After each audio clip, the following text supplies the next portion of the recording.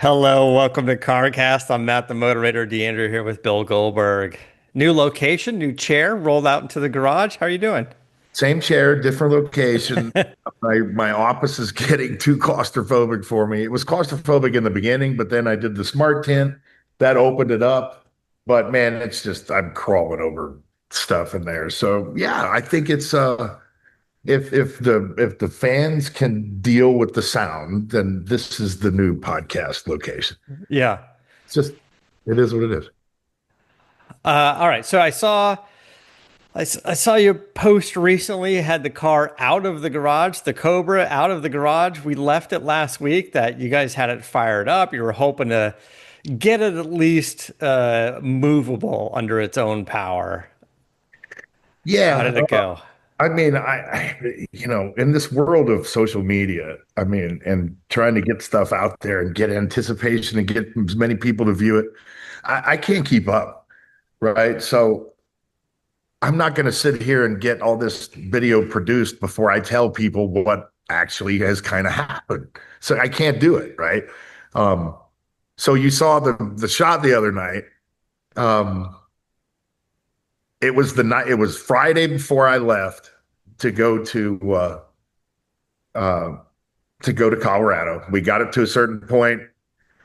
We ended up overfilling so when we started when we started it the night before, we only had it running for a very short period of time because the fuel pressure gauge wasn't reading, and so I didn't want to take any kind of chance, obviously, and so ran it for a minute, right? Came the next day and opened up the sump, and it was completely empty, right? And none of us really have a lot of experience with a dry sump motor. And so we obviously, after running it for the first time, had to top it off with oil, because it distributed, right? And got to top it off. So we topped it off, but we topped it off a little bit too much. So remember when you were in your science class as a kid, you did the volcano and at Mount Vesuvius, you put the Yeah. chemical in and it just started, man, that's what the sump tank looked like. And thank God it's a quote unquote race car because there's nothing under the sump. So it's not like you're going to get, anything Right. nasty except for the floor. And Clint and I are sitting in the car, and Manny's, you know, right on the sump, and all of a sudden it's this real quick. Yeah. Right. You're shaking And it we're off. looking, we can see it, and I videoed it all, and I got a shot from behind, and my only reaction was this because I could see it, and there were 3 quarts that just shot out, right? Yeah. So obviously that's a red flag. So that took a little while to clean up, and then our headlight switch was not working. And so obviously, if you're doing electrical, you want to finish up your job before things get started. So they're trying to work on that. And I'm like, hey, let's just get the car running. Let's work on the fuel pressure or the oil pressure. And once we get that, then let's run it. And my goal was to get it because I do these subliminal messages to these guys, like taking it off the lift completely before they get here the next time. Obviously, them knowing that I want to drive it today, right? And Yeah. today. So we got it to that point. Extremely long story short, and it was towards the end of the night. We rectified the wiring issues. We ran through. It was a. They're all settings. That's all it is. We have to run through everything with the Dakota Digital. Yeah. We get everything running and go back in and set everything, right? So I drive it for 2 seconds and we get the fuel pressure going and we get the fuel Good. temp light. The fuel temp light went up, boom, immediately. So the the warning light pops on. So we pulled it right in the garage. Well, the warning temp light was set at 130, right? And so obviously it's going to pop off. But in that situation, when you hear something like that, you think the worst. And so we rectified it. Just little tiny issues like that, right? Yeah. So we got everything working. And if you look at the camber of the car, I mean, Yeah, you can kind of see it on camera, but because the I car is behind you in this Oh picture. yeah, you could see it on Yeah. camera for sure, but the shocks weren't set, the A arms weren't set, everything was just tightened, and so we got it running, pulled it out. I got it 10 feet. Shocks had to be adjusted in the front. Pulled it up in the air, adjusted those, pulled it out again, got it 20 feet. The rear shocks, it was rubbing. Pulled it back in. So we went through that for a period of time. Yeah. And Kind we, of to be expected. Like you oh, knew no there's question, every sure. single, nothing was set. Nothing on the suspension, zero was set. I mean, it was literally stuff was just hanging on. And so we're trying to fine tune to where we can actually get it to go around the garage without. So I had no headlights, right, in the beginning. So the maiden voyage around the garage, I get one loop in. It's not rubbing. It's Okay. fantastic. And I have to say, a side note is that the only more terrifying feeling in driving that car down the road than normally driving it down the road is driving it with no doors. Yeah, we kind of knew that going into it. You were talking about it, going, we could get the doors on later, but yeah, you gotta go easy. Well, that At night with no headlights and no and no roll, doors and no roll bar, and no roll bar. Yeah. right? So and the pedal assembly is not set correctly, right? Okay. My brakes halfway down, the throttle stuck on the peephole. So the peephole, remember Yeah. the In set the air tunnel brake hit the where you plug. can access the plugs and stuff. Yeah. Yeah. So when I depressed the throttle, it hit on the cover, right? So I had to pull the throttle away from the wall, the clutch. Obviously, it's a quad disc, so I mean it's not the smoothest thing in the world, and it's not set properly. So I'm dealing with all this little stuff and driving around the garage in an 800 horsepower Cobra with no doors and no lights, and I get around the back, and my second circle, all of a sudden I see this freaking elephant jump out. And it wasn't an elephant, it was Presley. Yeah. Presley was hiding behind the generator. And the second time I came around, she thought it was some kind of a game. She jumped right in front of the Cobra. Jeez. Nothing's broken in. Brakes, obviously, I'm trying to get the handbrake. She's a freaking giant. She weighs like 400 pounds. This car is so low. It's the lowest Cobra I've ever seen. It's so low. I'm right at her stomach, Yeah. So if I would have hit her, she would have rolled right back and probably chopped my head off. But talk about a terrifyingly startling experience in the worst case scenario. That was it. But we got it running. We got it. We got the lights on. uh, After that terrifying experience because I didn't want to go through it again. Um, Obviously, we need to run it and shake it down. There's a lot of things going on, but we succeeded, man. I mean, it was a Yeah.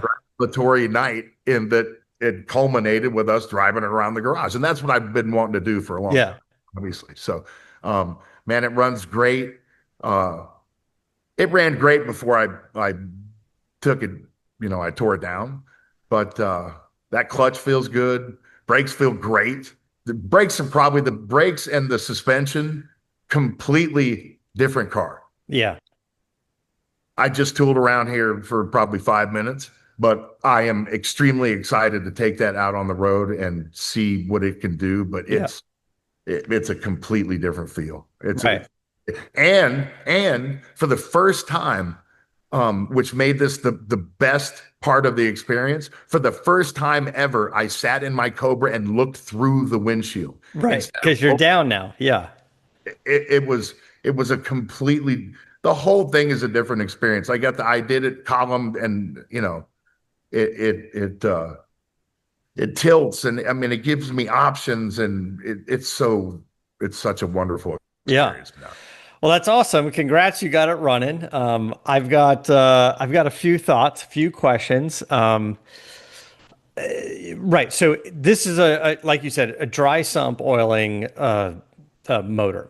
So the tank for it is under the hood. It's not in the back, right? It's No, under the hood, it's right. and It's right in between the engine and the radiator. it's 5 quarts. How big is the tank?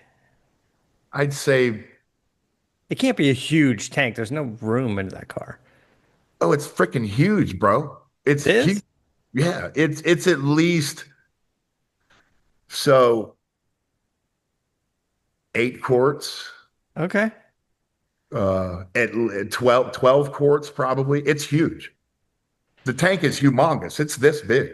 It's not a small tank. It's huge. Okay. Yeah, I don't know if it needs that much, but yeah, let's let's take a look at it real quick. Let's walk over. By the way, the garage in the background, it's looking good.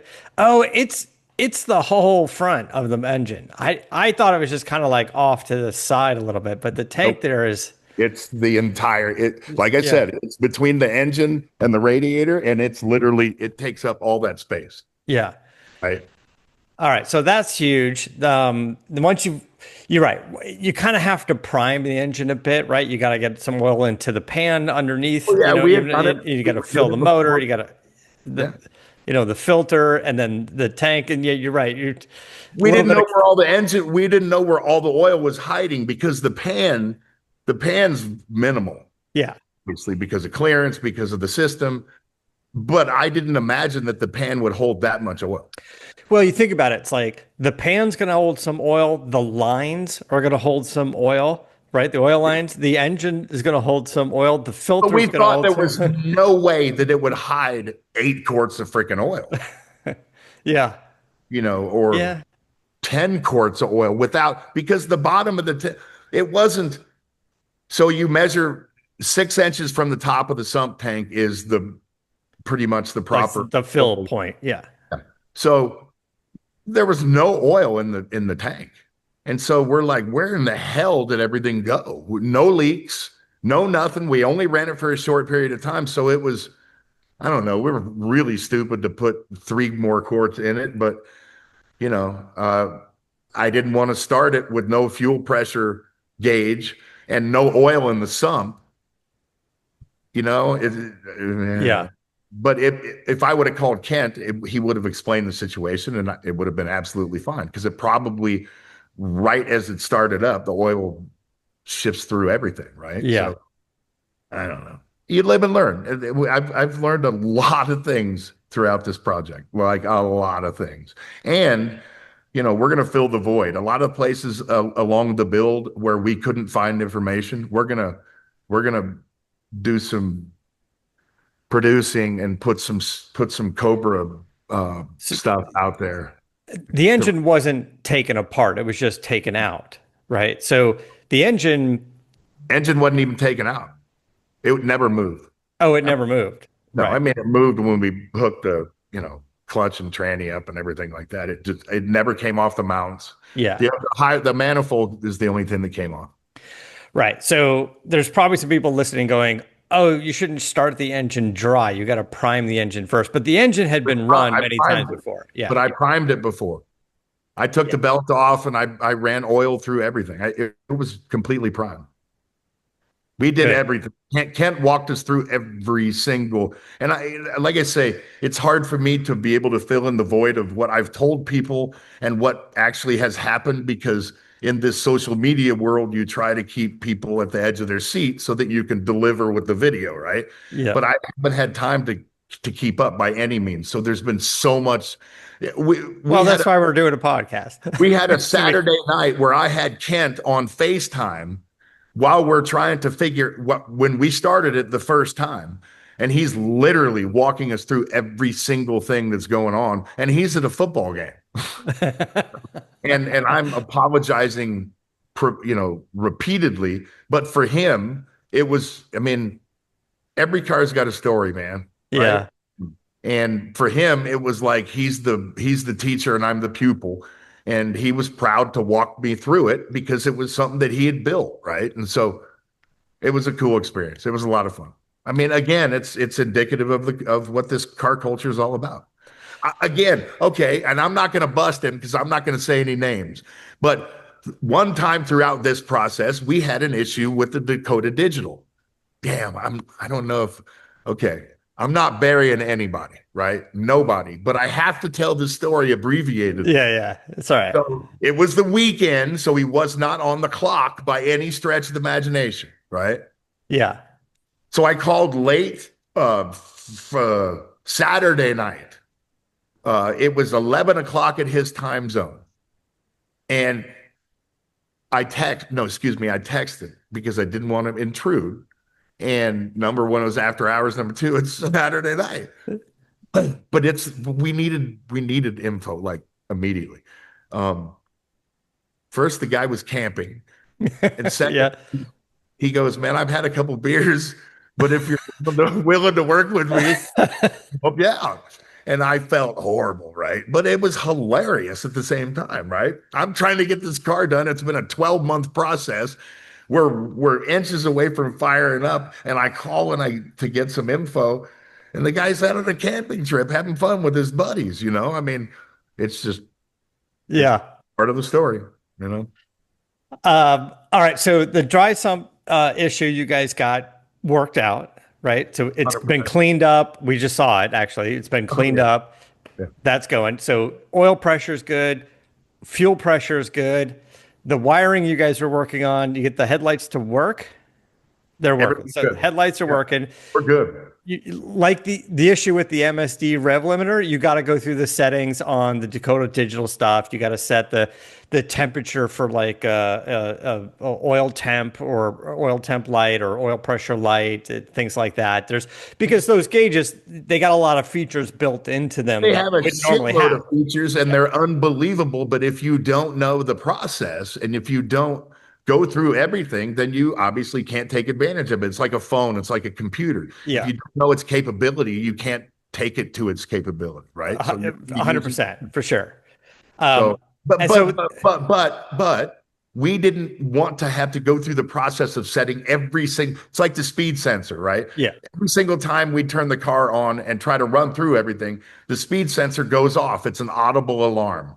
But it can't, and we can reset it, but it can't be shut off until it's set.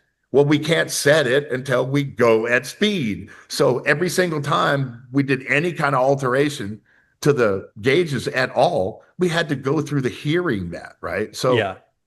and But now you know it's the working one though. time, oh, 100%. The first time around the garage, I came back, we pulled it in, set the shocks, and the noise was gone because we set the speedometer already because the car actually moved, right? Yeah, So it's just little things like that. We just wanted to get it running.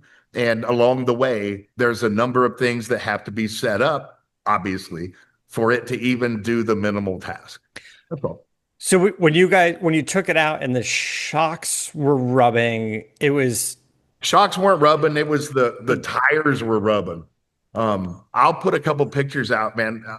Like I said, was it too low? Like what was did you need to raise it yeah, a little because bit? Yeah. we set the shocks for maximum clearance to make sure that we had that. And we were going to alter based upon the settling of the car, right? Yeah. So every time we'd adjust, the car would still we'd put the car on the ground, but it would have to settle afterwards. So we'd lose another inch after the adjustment. It would drop a little bit. So Yeah.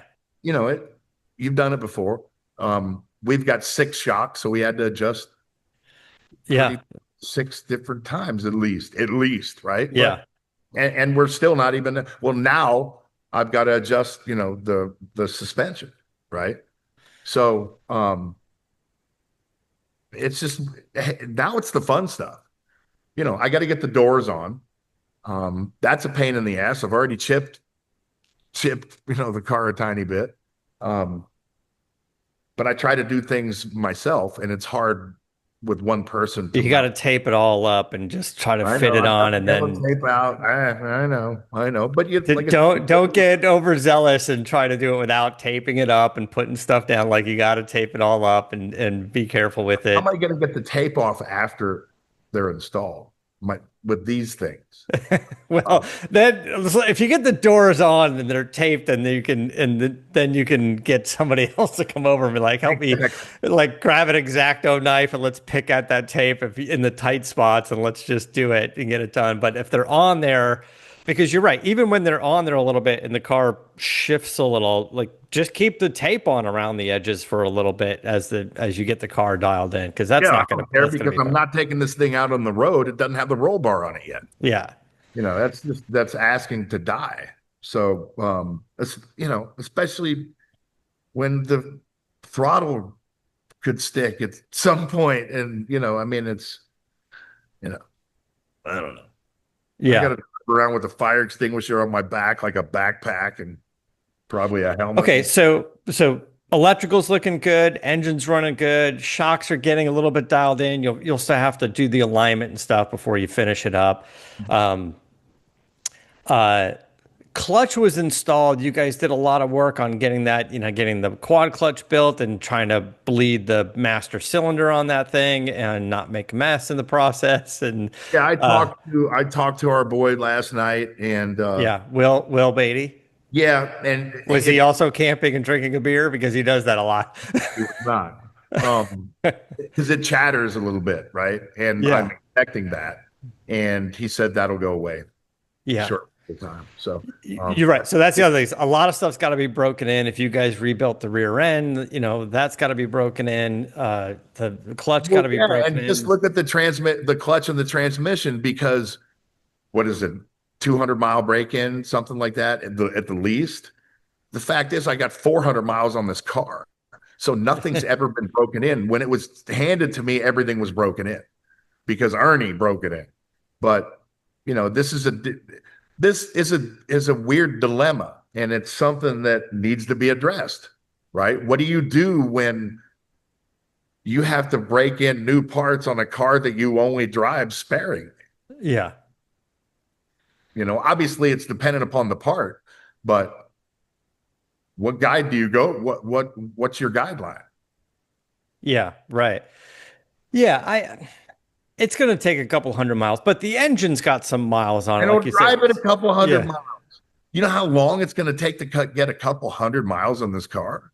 I mean, seriously, that'd take 2 years or a year. But now that it's changed, I would imagine I'll I, a lot You more. you can get in it and stretch its legs for a little bit and realize you just did 40 miles, by leaving the property and No question. you know And it's more comfortable, as I said. So I won't think about, oh, I can't wait to get out of this car. Now just it'll be enjoyable. there's a couple of things outside the property where you can like use it as a goal. Be like, oh, I got to run to the store for this, or I'm gonna go pick up some food at the place. Going to a Let me car just take show, yeah, going to yeah. a car show in town would consist of at least 60 miles. Yeah. Yeah, like things like that going, oh, you know what? I want to hit that car show. If anything, just to get some miles on this thing, If I did one in San Antonio, it'd be 120 miles. Yeah. So You got the crew over at the school, the high school that has the automotive program. It may be pretty good to visit, but like, absolutely. just And like I just want to. you have to plan your route strategically so that if you break down, you have places along the way that you can get to in a short period of time. Yeah, that's true. You kind of start small and work your way to longer trips as this thing's getting worked out. But like you said, it's not an overly complex car. I think once you start to get that thing dialed in, it would be fairly reliable. I think you've got No good question. equipment on it. You just got to get all the equipment to talk to each other, to the Yeah, extent I think the possible. electrical scares me more than anything, right? Because I have a couple safety sequences to get this car started, and they're quite different than any that I've had before. So, I mean, it might lock me out, but with everything talking to everything else, and I'm not the wiring guy by any stretch. That's the only part that scares me. The mechanical does not by any means, because Yeah. now after touching every single bolt on this car, I can work on this car, Yeah. and that's very enlightening, because I've learned a lot throughout this process, and it's such a rudimentary car, that I mean, it's a go-kart. Yeah. Yeah. All right. So you got into the car, you had cut down the seat with your samurai sword, Every cut the car foam down, has, right? and recovered it. You were able to sit lower. You Oh said it yeah, man. works. I swear it gave me 3 inches. It really did. But let's talk about, so you have the tilt column, so you can adjust that now that you're sitting lower, you're looking through the windshield, but you have the shifter and you have the drift brake handle, the e-brake handle. Are they still good or are they too high? Right? Perfect. They're They're good. perfect. They really are.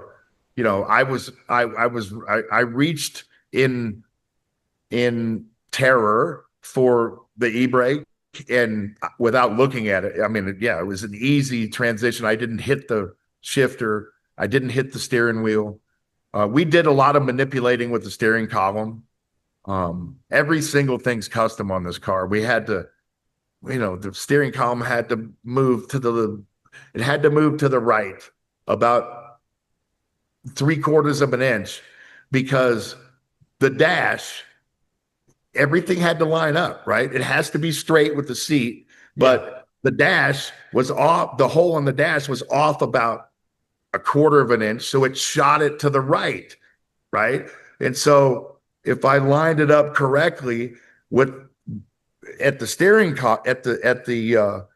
the bracket that holds the steering column in, the Right. dash won't fit. The rev nuts don't line up. So I've learned throughout the process what to do and what order, but they're just little minuscule Yeah. details that we have to go through. How That's did all. how did you how did you get it straight? Because you didn't want to recut a hole in the dash. You didn't want to. All we have to do is I have to file the hole a little bit, Okay. right? Not much. That, or I can alter it up at the bracket. But see, herein lies the issue. I told you how close the motor is to the Yeah. firewall right there, and the footwell. I mean, Yeah. it's literally 1/4 of an inch. It's so bad that when we put the cover back on the peephole, the screws that hold the cover in were extremely close to the plug, to going into the plug wires. So I mean, we're talking, we've Yeah. got paper thin clearances on stuff. So if I move the steering shaft over, then it hits the throttle cable, or not the cable, but the mechanism. Yeah. Everything, it's a domino effect, and I have no room. So it's finagling. So I think we've got it to a If you point where, a couple you know, thoughts is if you need to move the steering column a little bit and make the hole in the dash bigger, Mhm. you could probably just make a decorative trim piece Oh, like a absolutely. metal trim piece, have Yeah. CGC do But I like a don't have to black. make it that much bigger. I literally, it Yeah. just, It might just be fine then. It's it's going to a be fine. tiny Yeah. bit, man. And I'm not worried about the aesthetic of the whole.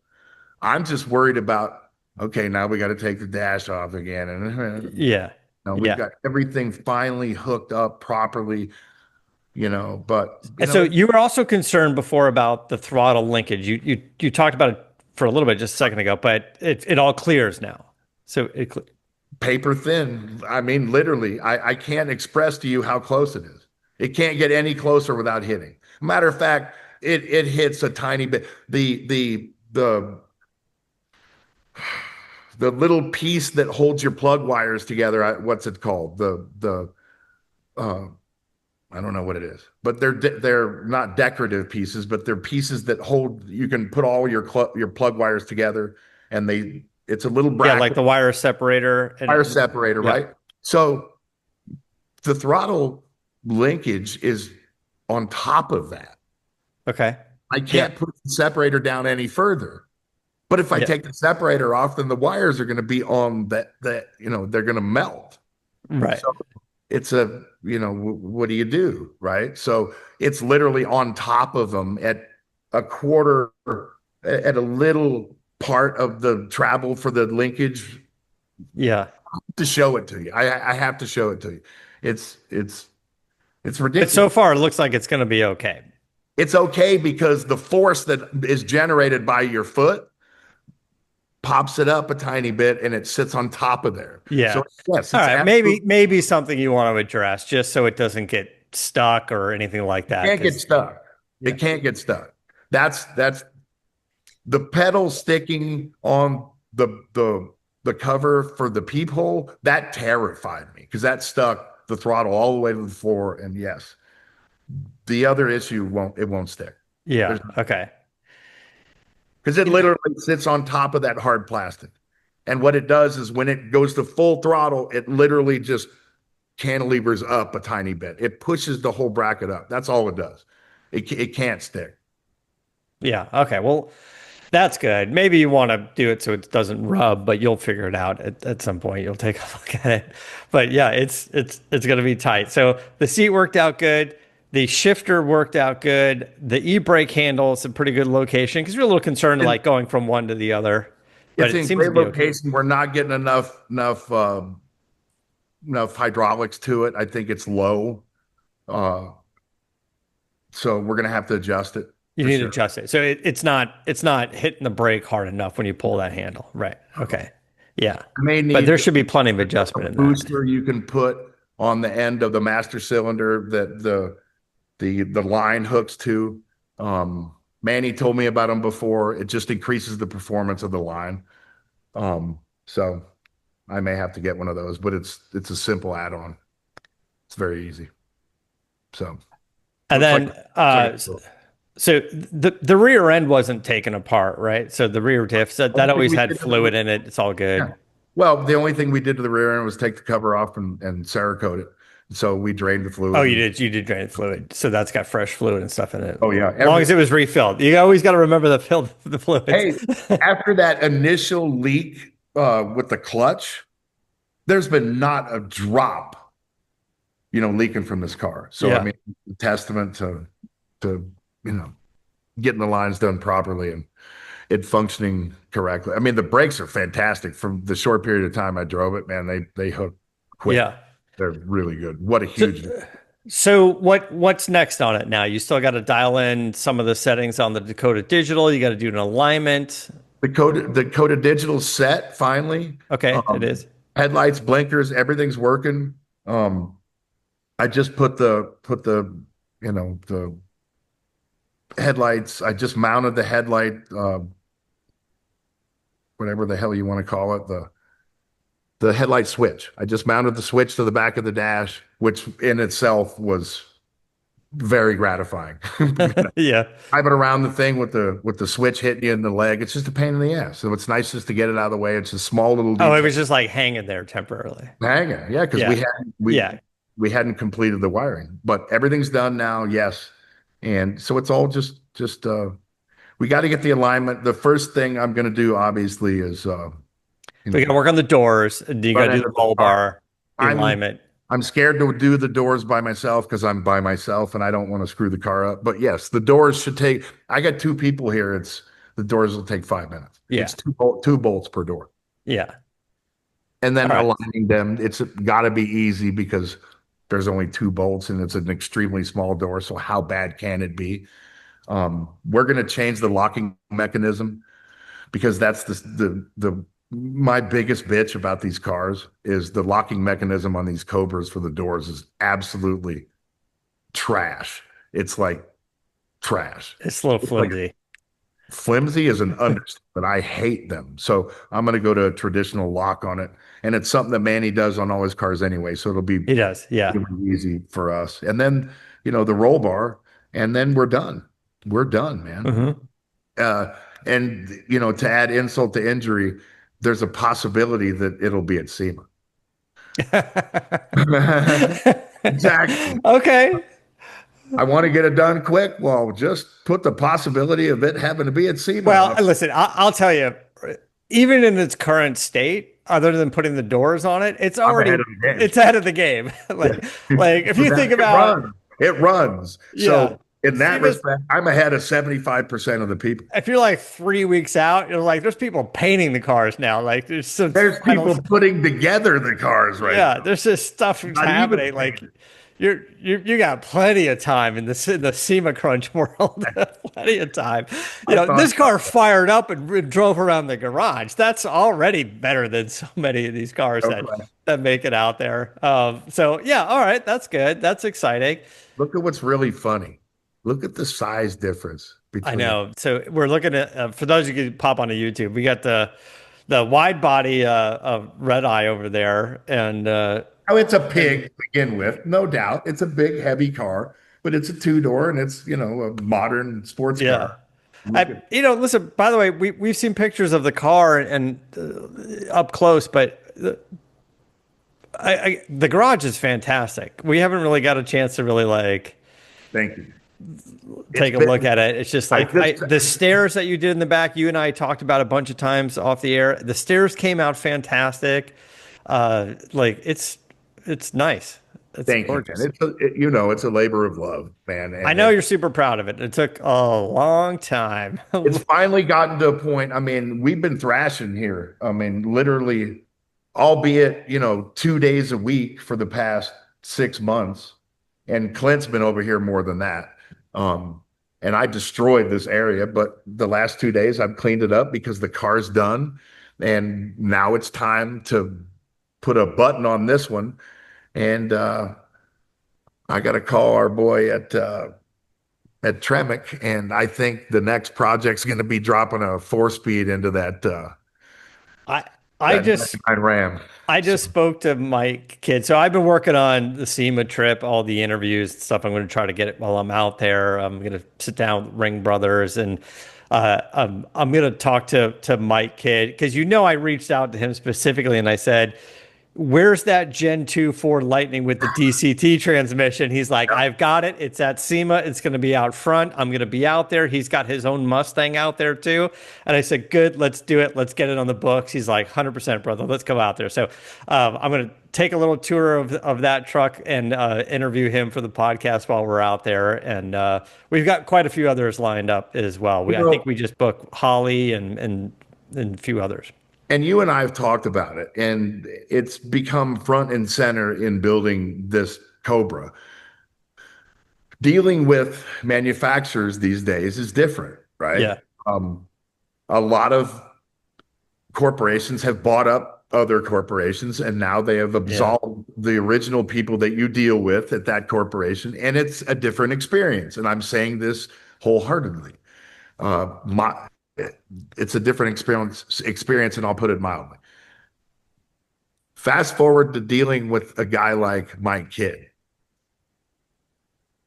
What a pleasure it is dealing with a dude that is so enthusiastic, so knowledgeable, but yet enthusiastic in the space to where he's more excited about a project when you mention it to him than you are actually. And so um, I just want to say hats off to him. Along the way of the build of this Cobra, he was more than a plethora of information and obviously providing the TKX for it. But man, uh, awesome guy to work with, awesome company, awesome product. So Yeah.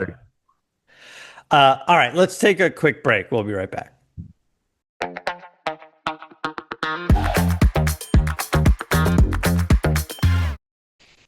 Talking about the TKX in that, if you think about it, like you had the 4-speed, it's the TKX actually worked out perfectly because if you went to something like the 6-speed, I don't know how it would fit. You wouldn't be able to get it to work.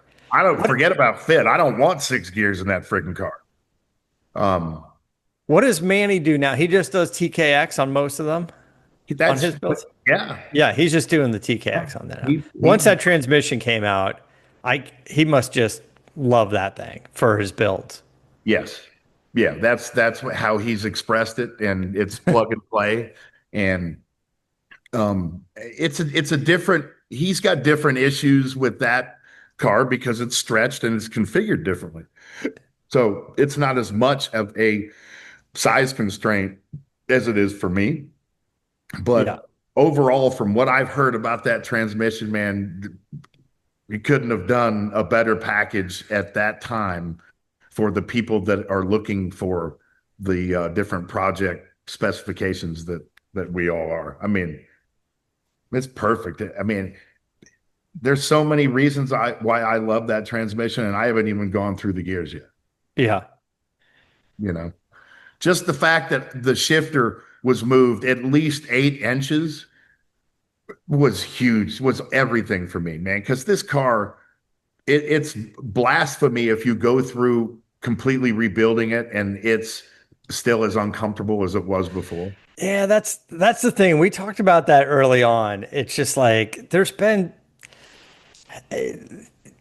project cars where like I've gotten into it. Like the one that really resonates with me is the BMW M3, the E46 supercharged M3. Adam Carolla had that project. He bought that car. Built that engine, put the supercharger on it. It never ran right. It was like overheating, and the clutch was too tough. And I bought it from him. I got it running, but just a chore to drive. It wasn't fun to drive. Like the clutch was so heavy, it was a pain in the ass. Like it just wasn't ever really working well. And it was that last like 10, 15% of like, at the time reached out to Will Beatty. I was like, dude, you got to help me out. I can't drive this goddamn car. Like it's so like it hurts your leg. It's uncomfortable. You're sitting in traffic. It makes me hate the car. Like it has to be like I gotta get it to the point where it's drivable so it's fun and you enjoy it. If it's a chore, then you look at it and go, that's a badass car, but I'm never gonna drive it because it's too loud or too Because bumpy or just something. It's just a pain in the ass. because X, whatever it Yeah. is, this is whatever that reason is, you just got to get rid of that freaking reason. And it could be only one little thing. And you're just like, that Oh one yeah. little thing just drives me nuts. I can't drive this car. I hate My driving this. my 68 super stock Dart that was solid mounted that had the Ray Barton motor in it. Yeah. The one thing that I didn't like about that car is every time I went over 85, the hood wanted to fly off. So I never drove the car because why are you going to drive it under 85? Yeah. Right? I mean, it's a drag car. So yeah, the GT 500, uh, it was an automatic, and I just didn't. It Yeah. was automatic, but it's arguably one of the most beautiful cars in the world. 67 GT 500, jade black or what, or fathom I green, remember that car. Yeah, I right? remember that car. Beautiful car. Um, I didn't like it because it was an automatic. So yeah, whatever it is, man. Yeah. Or you get in the car with somebody else and you're like, I've been working on this car for so long, and they're like, why is it so uncomfortable? Why is it so loud? Like, why doesn't this work? And it was like, and it I don't could have just those be kind the of friends. it could just be like the smallest little thing. But yeah, you want to kind of get it to the point where you do enjoy driving it. And I Well, yeah, and I, because I think with this Cobra is because you've done so much of the work, you've got your hands on every little thing, and you've got some great friends local that, of Clint and Manny to come over and go, guys, I just went to a car show. I did 60 miles on this thing. I tell you what's driving me nuts is like it's got a vibration here, it's got this, or it's got that. We just got to dial that in just a little bit more. Even if you go, everything looked great on paper, but we got to go to a different like urethane bushing for the coilovers. Like it's just driving me nuts. Like it could be something like that. Yeah. well, yeah, and I mean, you're at least to a point where you can fine tune it and enjoy the differences even that much more. And you'll know what you're talking about when you're driving it, going, this is Yeah, happening, or this is vibrating, and this is too stiff. You're like, it's I've been got to be this empowered. because you could I've been picture it in your empowered. head. Yeah, I've been empowered exponentially as to the knowledge that's been infiltrating my brain throughout this whole process. Whether it's something really simple, that I learned from Manny through his years of experience working on these Cobras, or it's a wiring issue that I learned a little bit about, through Clint, because I think he used to work for Caterpillar and he was the last guy at the line. And if there was any wiring issue, he had to rectify it before the piece came off the line. Yeah. Yeah. So yeah. I mean, you learn through doing, and the only stupid question is the one that you don't ask. Because I've stumped them a couple times with some questions, but it's all learning, man, and it's all fun. And yes, I'm not going to put a hand on every nut and bolt on this thing and have it turn out when I drive it exactly how it was before. There have to be huge differences, Yeah. and there are huge differences. I mean, albeit the seat's a little crooked, or both seats are a little crooked, and I blame myself for that. Once you sit down and experience that car, the last thing you're thinking about is the seat being a quarter inch off to the right. Um, the experience and the fact that I can literally see through the windshield as opposed to seeing half of the top of the windshield or having to look over it in and of itself, along with the location of the stick shift. Oh my God, what a difference. I mean, this car is so much fun now. Now I can go out and actually be comfortable and that's scary, and be more confident in the car and actually push it even further. And now I have another gear, right? So, I mean, I'm going to have to go to a runway to get the fifth gear in that car, but um, yeah, it's going to be fun. Okay. So now there's, I don't know, the possibility of SEMA. Like, how is this coming up? Why? Well, I'm not going to mention who it's with because if I don't end up going, I don't want to throw them under the bus. But it was just a kind of a last minute inquiry, and what better vehicle to be presented for these people than the one that they helped on a lot. So um, it was just a question that was asked, and I mean, I can make time for it if it's a day, but you know how soon. Yeah. Yeah. We'll see. Okay. Well, hopefully it works out. For SEMA, we'd love to see the car out there. I'm sure a lot of people would. And, we got a few weeks to see if you work out the details over the next few weeks and keep us posted here, and we'll figure out what the plan's going to be. Another But cool thing, I haven't done an unveiling with this car, like I said, because of timing and all that stuff. But I told you that Bruce Meyer's been kind of yeah, yeah, Bruce. Yeah. staying along with the build because I know you reached out and because we saw his car, I saw his car. well, it's an Uh, exact duplicate of his car. I mean, I and didn't intentionally do that, but I did see it in the beginning, and I did pattern a couple things after it because I love the look of the car. But my goal is to simultaneously do an unveiling of both of our cars with the hero cover on it.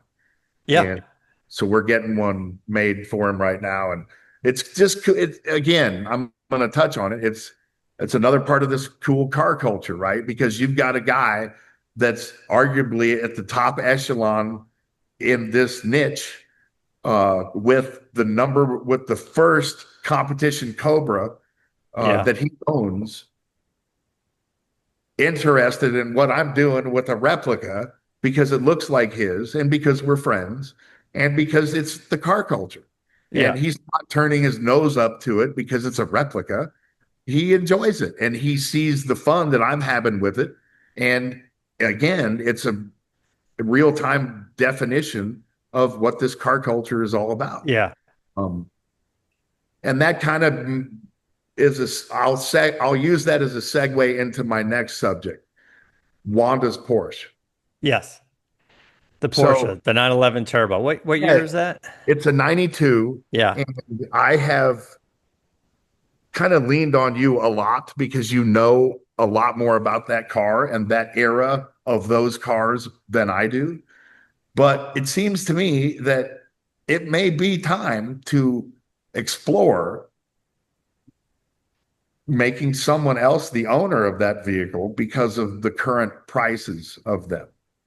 I would say that we have an extremely original, beautiful example of what people are paying a lot of money for right now. yeah, And I had a nice conversation with Wanda, and she was the first one on board with possibly getting rid of it and letting somebody else, you know, Yeah, have. so talking about maybe selling that car.